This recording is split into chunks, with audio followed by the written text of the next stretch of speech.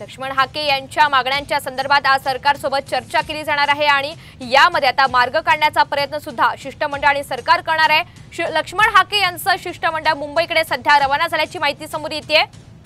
मागण्या मान्य होईपर्यंत हाके आपल्या उपोषणावर मात्र ठाम असल्याचं चित्र आहे आणि लेखी स्वरूपात जोपर्यंत या मागण्या मान्य झाल्याचं पत्र मिळत नाही तोपर्यंत उपोषण सोडणार नाही असा निर्धार लक्ष्मण हाके यांनी केलाय। दरम्यान या शिष्टमंडळामध्ये कोणते नेते आहेत याची माहिती आपण पाहतोय। छगन भुजबळ, पंकजा मुंडे, धनंजय मुंडे, विजय वडेट्टीवार आणि प्रकाश शेंडगे यांच्या नावांचा यामध्ये समावेश आहे।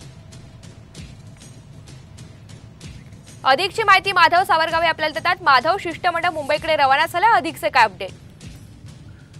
लक्ष्मण हाके यांच्यासोबत राज्य सरकारच्या शिष्टमंडळाने चर्चा केल्यानंतर लक्ष्मण हाके यांनी त्यांचं शिष्टमंडळ मुंबईच्या सह्याद्री अतिथीगृहामध्ये 5 वाजता बैठकीसाठी पाठवणार असं सांगितलं होतं आणि त्यानुसार आपण जी नावं सांगतोय छगन भुजबळ, विजय वडेट्टीवार, धनंजय मुंडे, पंकजा मुंडे, त्याचबरोबर इतर ओबीसीचे नेते सुद्धा या बैठकीला असतील। जवळपास 12 जणांचं हे शिष्टमंडळ असेल। त्या शिष्टमंडळासोबत सरकार, मुख्यमंत्री, उपमुख्यमंत्री त्यासोबतच सरकारी पातळीवरचे वरिष्ठ अधिकारी त्या बैठकीला असतील आणि त्या चर्चा झाल्यानंतर उपोषणाबाबतचा पुढचा निर्णय मी घेणार आहे असं लक्ष्मण हाके यांनी सांगितलं होतं आणि त्यानुसार ही बैठक आता 5 वाजता सुरू होणार आहे आणि त्या बैठकीसाठी हे शिष्टमंडळ रवाना झाल्याची माहिती आपल्या समोर आली। निश्चित माधव, धन्यवाद सविस्तर माहितीबद्दल। दरम्यान लक्ष्मण हाके यांच्या नेमक्या प्रमुख मागण्या काय आहेत ह्याची माहिती आपण ग्राफिक्सच्या माध्यमातून समजून घेऊया। 54 लाख कुणबी नोंदी सापडल्यानंतर दिलेली प्रमाणपत्र रद्द करण्यात यावीत।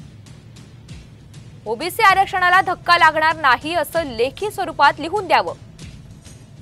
ओबीसींचे 29% आरक्षण अबाधित राहील हे ठामपणे सरकारनं सांगावं।